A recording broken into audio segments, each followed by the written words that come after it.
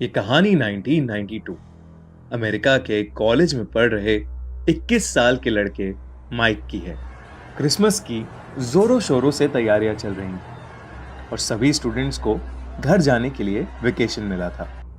पर माइक और उसका रूममेट मैटी दोनों ही एक स्पेशल प्रोजेक्ट पर काम कर रहे थे, जिसकी वजह से वो घर नहीं गए और कॉलेज हॉस्टल में ही रुके हुए थे। क्रिसमस से 2 दिन पहले मैटी और माइक रात में बैठकर एक हॉरर मूवी देख रहे थे। मूवी के बाद दोनों अलग-अलग हॉरर लेजेंड्स की बात करने लगे।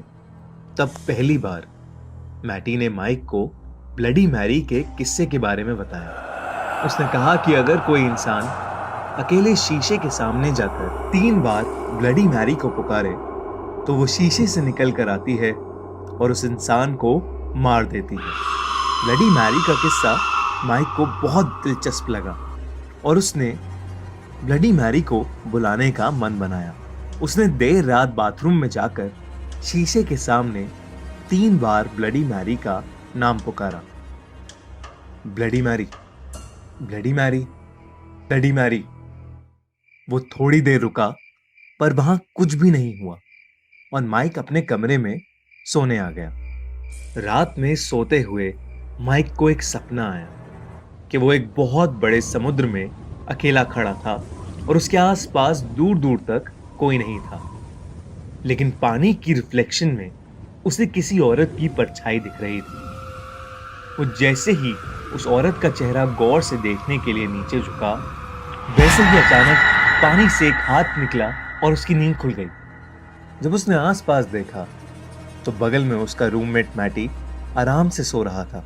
बहुत कोशिशों के बाद माइक को भी नींद आ गई।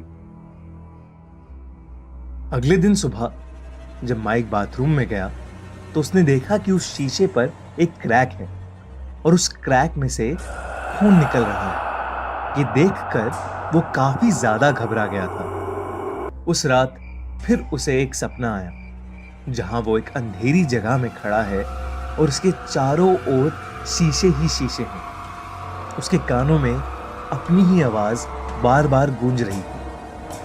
Bloody Mary, bloody Mary, bloody Mary, bloody Mary, bloody Mary, bloody Mary, bloody Mary, bloody Mary, bloody Mary, bloody Mary, bloody Mary.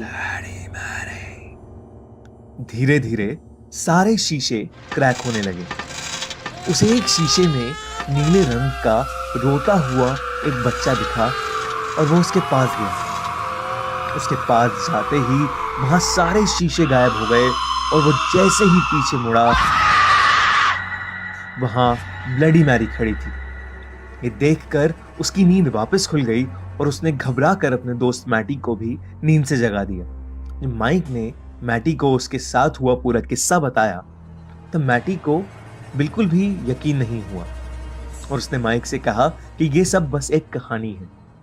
पर माइक के बहुत कहने पर उन दोनों ने उस रात ब्लडी मैरी को वापस बुलाकर उससे माफी मांगने का प्लान बनाया।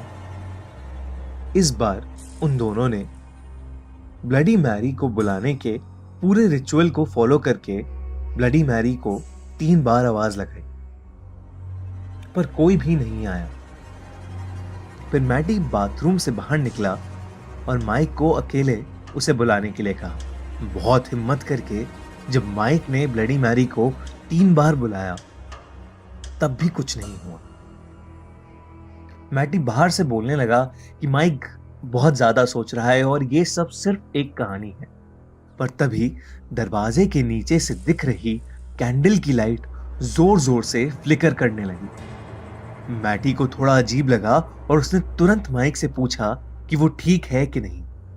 माइक इतना डर गया था कि उसके मुंह से कुछ आवाज ही नहीं निकल रही थी। और तभी बाथरूम की लाइट पूरी तरीके से बंद हो गई और तभी शीशे के सामने उसे ब्लडी मैरी दिखी और वो बहुत जोर से चीखा। मैटी उसकी चीख सुनकर बेहद घबरा गया था और उसने दरवाजा खोलने की बहुत कोशिश करी, पर दरवाजा नहीं खुला। उसने जल्दी जल्दी नीचे से गार्ड को बुलाया और दरवाजा तोड़वाया। जब दरवाजा खुला तो मैटी ने देखा कि वो शीशा टूटा पड़ा था और माइक का सर बाथरूम के सिंक में पानी में डूबा हुआ था। माइक को तुरंत हॉस्पिटल ले जाया गया, लेकिन वो बच नहीं पाया। मैटी उसकी मौत के लिए अपने आप को जिम्मेदार मानता है और ब्लडी मैरी का नाम अपनी जुबान पर कभी नहीं लाता।